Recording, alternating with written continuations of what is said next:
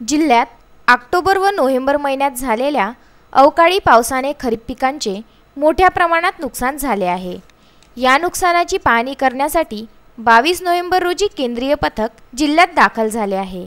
हे पथक अमरावती विभागातील सर्वच तालुक्यातील पिकांची पाहणी करणार असून त्यानंतर शेतकऱ्यांच्या नुकसानाचा अहवाल केंद्र सरकारला सादर करणार आहे।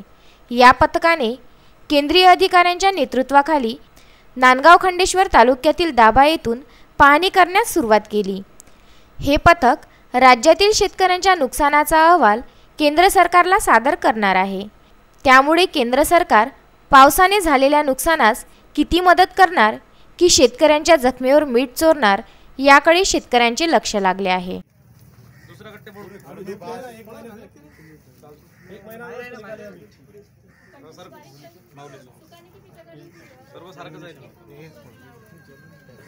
जर्मिनेशन तो कुछ भी नहीं सर, उसको जर्मिनेशन क्या होता है? पूरा फंगस लगा है। ये देख लो, ये देखो, इससे भी अच्छा सर।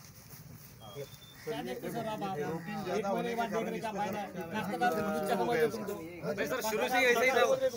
अरे आमचं नुकसान झालं दादा, बरोबर आहे नाही नाही ते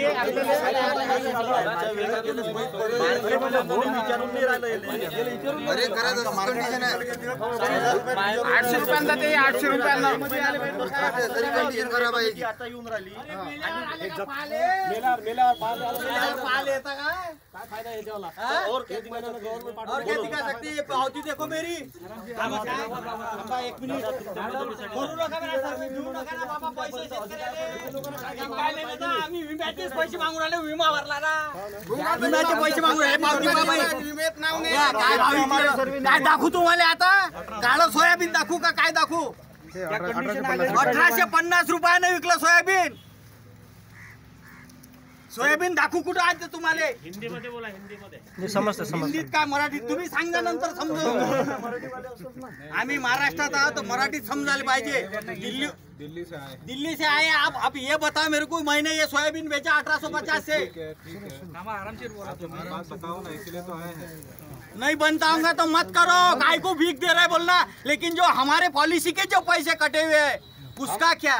हाँ वही हमने जो भरे हैं पैसे, हमने पैसे भरे। दादा मला एक सांगा तुम्ही, पॉलिसीचे पैसे मला एक सांगा तुम्ही, आम्ही विमा भरला, आमचं नुकसान आहे नाही का? हमारा नुकसान हुआ नहीं है क्या? एक सांगा तुम्ही मला, एक सांगा मला एक सांगा तुम्ही, आम्ही पॉलिसी भरलेली आहे, तुमच्या नियमानुसार आम्ही बसत नाही आहे काय? मग कशाला देता नाही तर मग कशाला विमा काढायला लावता? तुम्ही कृषी अधिकाऱ्याला प्रेशर करता।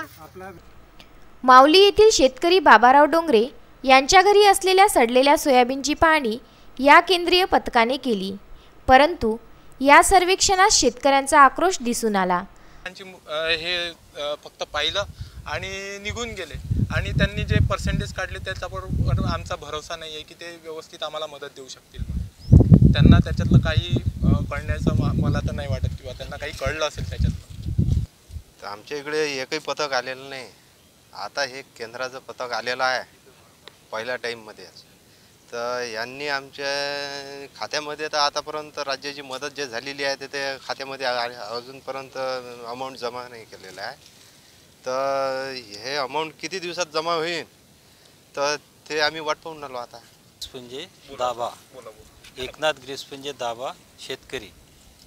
आमच्या भागामध्ये संपूर्ण परतीच्या पावसानं ऑक्टोबर महिन्यामध्ये जो सततचा पाऊस झाला त्या पावसानं सोयाबीन, कपाशी, फळबागा, संत्रा सगळ्या पिकाचं नुकसान झालं। त्याच्यानंतर शासनाचे पथक आले, येऊन गेले, पाहून गेले। अजूनपर्यंत राज्यपालांनी मदत जाहीर केली, ती अजूनपर्यंत शेतकऱ्याच्या खात्यात मिळाली नाही। याच्यानंतर रब्बीचं पिकानंतर जे पीक पेरणीसाठी खर्च करायचा आहे तो शेतकऱ्याकडे नाही। आणि आमचं राज्यपालांनी जे तुटपुंजी मदत शेतकऱ्याला दिलेली आहे त्या सोयाबीनच्या उत्पादन खर्चसुद्धा निघत नाही आहे। 35 ते 40 हजार रुपये हेक्टरी खर्च आहे आणि 8 हजार रुपये राज्यपालांनी जाहीर केलेला आहे। म्हणजे आमच्यावर हमारे ऊपर जो प्रेशर आता है हमारे उधर से विमा निकालो शेतकरी म्हणून एवढी जाणीव आहे एवढं म्हणून बोलून राहिलो। मैं आपसे झगड़ा नहीं कर रहा हूँ, अंदर की जल रही है इसलिए बोल रहा हूँ, अंदर की जल रही इसलिए बोल रहा हूँ। मेरा आवाज मैं तुम्हारे से झगड़ा नहीं है। तो आप जो कंपनी से आए हुए हैं, जो आप गवर्नमेंट से होम मिनिस्ट्री से आए, कंपनी के लोग नहीं है। हाँ। लेकिन जो किसान का जो दुख है वही दुख देख लीजिए। मेरी पावती में आपको झेरॉक्स लगती होगी, इसकी झेरॉक्स लागेल।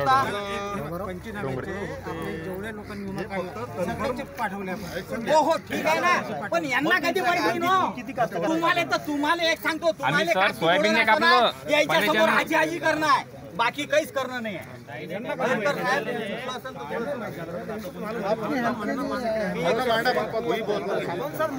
शांततेनं म्हणजे कशी गोष्ट आहे। सोयाबीनमध्ये हार्वेस्टिंग केल्यानंतर ही पाणी चालू होतं, त्यामुळं इथे जो प्रोडक्शन पाहिजे सोयाबीनचं ते अत्यंत कमी आणि निकृष्ट दर्जाचं उत्पन्न झालं। त्यामुळे आम्हाला 1800 ते 2000पर्यंत भाव भेटण्याची आशा नाही आहे।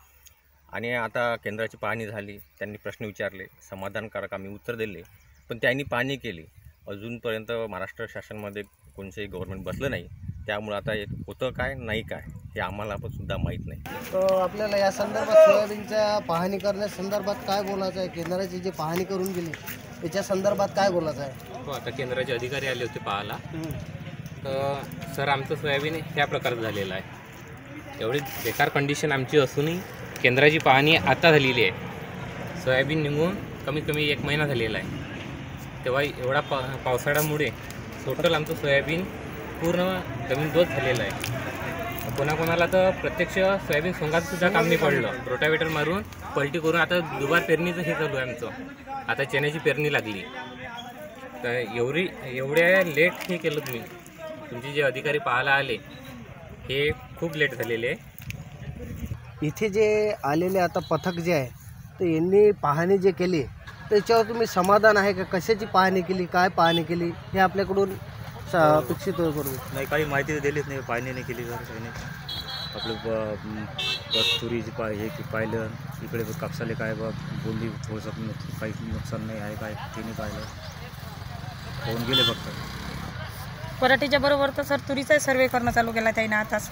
आता तुरीचं पीक चांगलं दिसते, पण समोर आता त्याच्यावर काही विघ्न आहे हे थोडी माहीत आहे।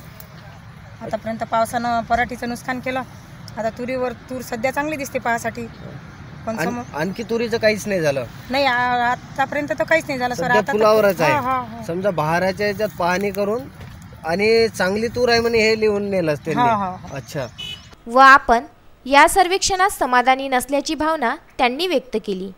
तसेच जळू येथील शेतकरी संजय भागटे यांच्या शेतात जाऊन पाहणी केली, परंतु केवळ 2 मिनिटाच्याच अवधीमध्ये त्यांनी शेतकऱ्यांना विचारणा केली, त्यामुळे त्या शेतकऱ्याने नाराजी व्यक्त केली आहे। या केंद्रीय पथकासह नांदगाव खंडेश्वर तालुक्याचे तहसीलदार प्रशांत भोसले, नायब तहसीलदार चेतन मोरे, कृषी अधिकारी गजबिये, गटविकास अधिकारी विनोद खेडकर आदी कर्मचारी उपस्थित होते। नांदगाव खंडेश्वर तालुक्यात केंद्र शासनाचे माननीय RP सिंग साहेब, केंद्रीय पथकातील सदस्य नांदगाव खंडेश्वर तालुक्याच्या दौऱ्यावर होते। नांदगाव खंडेश्वर तालुक्यामधील दाभा, जळू, माहुली चोर आणि धानोरा गुराव या गावातील नुकसान झालेल्या क्षेत्राची पाहणी केली। त्या ठिकाणी काही कपाशीच्या शेतांना भेटी दिल्या, तसेच काही सोयाबीन जे काढलेलं होतं ते सोयाबीनची पाहणी केली आणि या ठिकाणी नुकसानीचा त्यांनी आढावा घेतला। केंद्रीय पाहणी पथकाच्या नुकसानीच्या अहवालानुसार आपल्याला पुढील मदत मिळणार आहे। नांदगाव खंडेश्वर येथून उत्तम ब्राह्मणवाडे, संदेश ढोके, प्रशांत झोपाटे यांचा विदर्भ न्यूज करिता हा वृत्तांत।